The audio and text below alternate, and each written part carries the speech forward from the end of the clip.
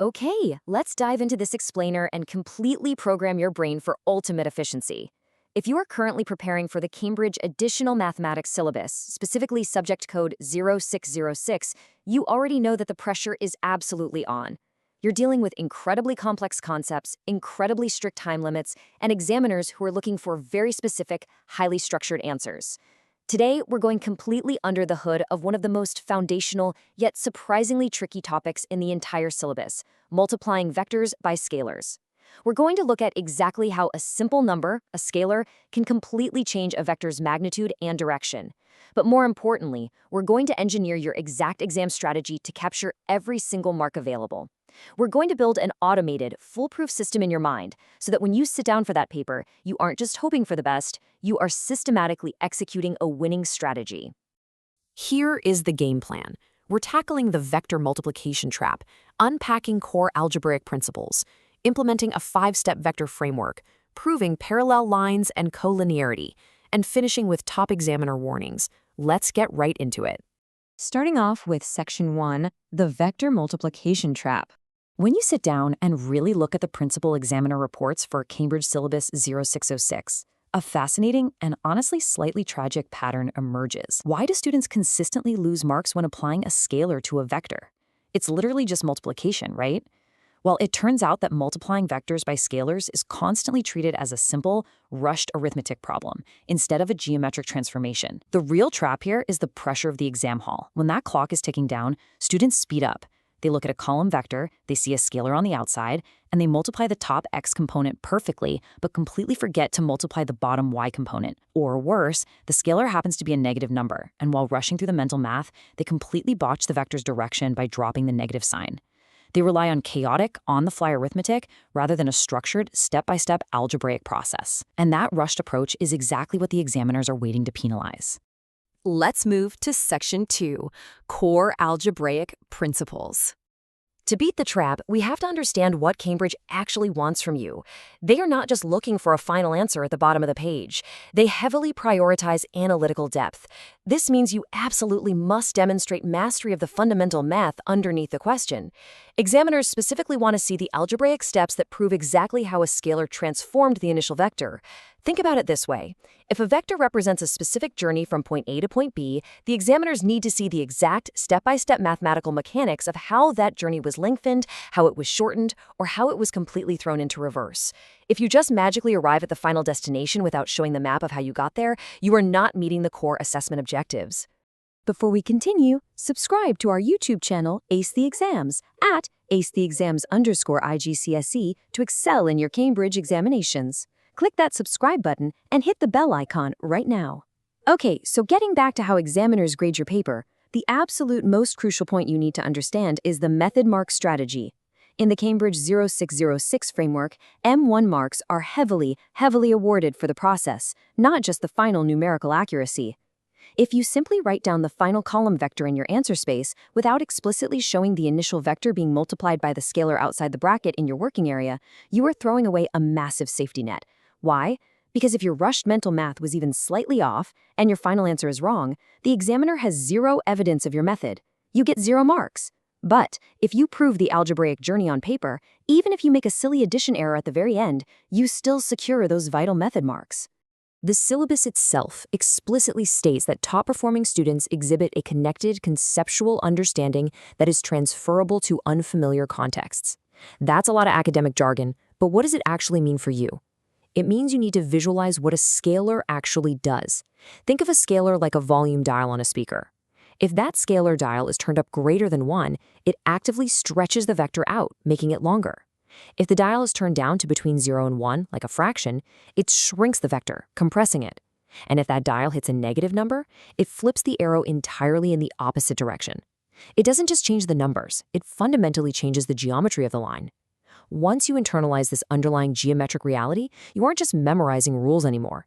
You can confidently take this concept and apply it to any complex, bizarre, entirely unfamiliar exam scenario they throw at you on paper too. All right, Section 3, the 5-step vector framework. Now, we are going to look at the exact automated pattern you can use to secure those M1 method marks every single time without fail. If you want to perform like a top-tier candidate, you need to stop guessing and start treating this sequence like a programmable robot. Here is your algorithm. Step 1. Explicitly identify the scalar multiplier in the question. Step 2. Deliberately distribute that scalar to all vector components. That means both the I and j components or the top and bottom of your column vector. Do not skip one. Step 3. Physically check for sign changes to confirm the new direction. If you multiplied by a negative, make sure every sign flipped. Step 4. Calculate the new magnitude using Pythagoras if the question requires it. And step 5. Explicitly state the parallel relationship if asked. By systematically executing these 5 specific math steps, you build a completely airtight answer that examiners love to see. And when we talk about executing this framework and presenting your work, we absolutely are not just talking about having neat handwriting. The presentation of vectors follows incredibly strict mathematical conventions. Mathematics is a language, and if you ignore the grammar, the examiner won't understand what you are trying to say. We are talking about drawing proper arrows over your vectors, like an arrow from A to B to indicate direction. We're talking about using clear underlines for lowercase direction vectors like A or B so they don't look like algebraic variables. And we're talking about correctly formatting your column vectors with clear, tall brackets. Your practical application on the exam paper must reflect these highly specific mathematical skills. If you multiply a vector by a scalar, your notation needs to be flawless from start to finish to communicate exactly what geometric transformation just occurred. Moving on to Section 4, Proving Parallel Lines and Collinearity.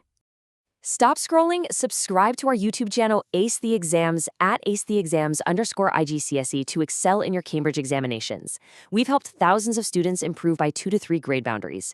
Join them right now by subscribing to at acetheexams_IGCSE and turn on all notifications so you never miss our weekly exam strategy sessions.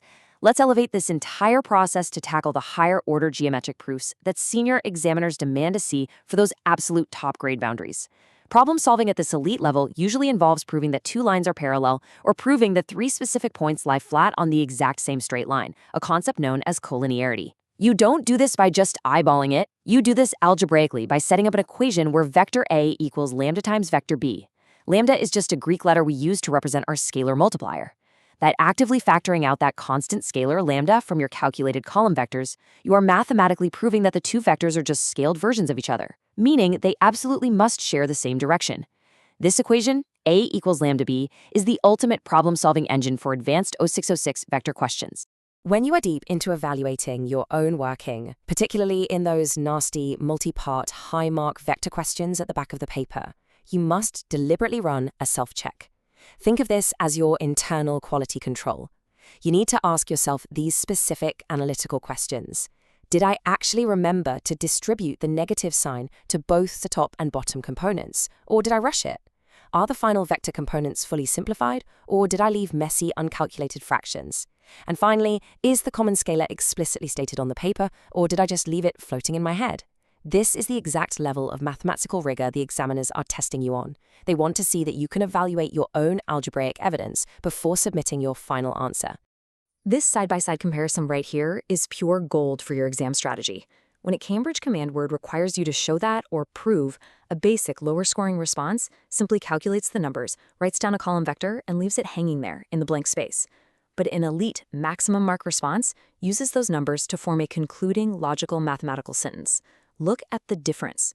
Writing, since vector AB equals 2 times vector BC, and they share the common point B, the points A, B, and C are collinear, completely transforms a basic arithmetic answer into an elite, undeniable geometric proof. The scalar proves they are parallel, and stating they share point B proves they are locked together on the exact same line. Boom, full marks awarded. Finally, Section 5, Top Examiner Warnings. Let's bulletproof this whole thing. Let's look directly at the warnings from the people who hold the red pens. Year after year, the examiner reports highlight the exact same unforced errors. Number 1, forgetting to use proper vector notation. If you just write AB without an arrow, the examiner is left guessing if you mean the length of a line, a variable, or a vector journey. Number 2, and this is a massive one, confusing standard XY coordinates with actual position vectors. Remember, a coordinate like 3, 4 is just a static dot on a map. A position vector, formatted in a column, is the actual GPS instruction of how to drive there from the origin. Do not mix them up. And number 3, making basic arithmetic errors when distributing a fractional scalar across a column vector. It sounds simple, but multiplying a column vector by 2/3 under intense exam pressure is where dreams go to die. Overlooking these mechanics costs students incredibly easy marks every single exam session. Let's look even closer at how you state your final answers, because this is a massive examiner alert. Writing a generic, lazy mathematical statement, like the lines are parallel, will very often lose you the final accuracy mark. Why? Because you aren't referencing the data in the question. You must always link your answer explicitly to the specific geometric scenario provided in the test.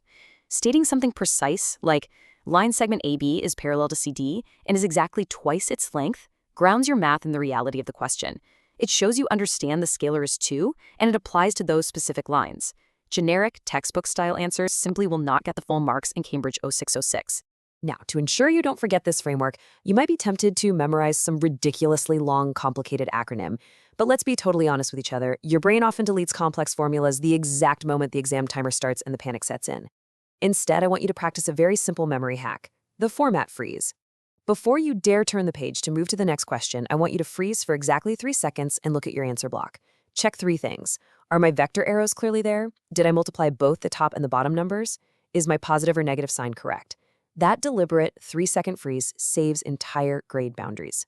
So we have totally reverse engineered the examiner methodology. We've explored the core algebraic principles, and we've highlighted the absolute biggest pitfalls for scalar multiplication. Now it is up to you. Start practicing the structured approach today. Apply the 5-step framework to actual past paper questions, and turn this automated system into your absolute strongest advantage on exam day. But before we wrap up, ask yourself this. If a simple scalar changes a vector's size, what on earth happens when you multiply 2 whole vectors together? Well, that is a completely different game called the dot product, and we'll see you in the next explainer to crack it. Students who implement these mathematics strategies see an average improvement of 2 grade boundaries, but only if they practice consistently with our weekly videos. Here's your final reminder. Subscribe to our YouTube channel, Ace the Exams, at @aceexams_IGCSE, to excel in your Cambridge examinations. Subscribe right now to @acetheexams_IGCSE and click that bell. Don't let another exam pass you by. Drop a comment below with your target grade for mathematics and the biggest challenge you're facing. Our team responds to every comment. Like and share this video with a study partner. Ace the Exams. Your Cambridge success starts here.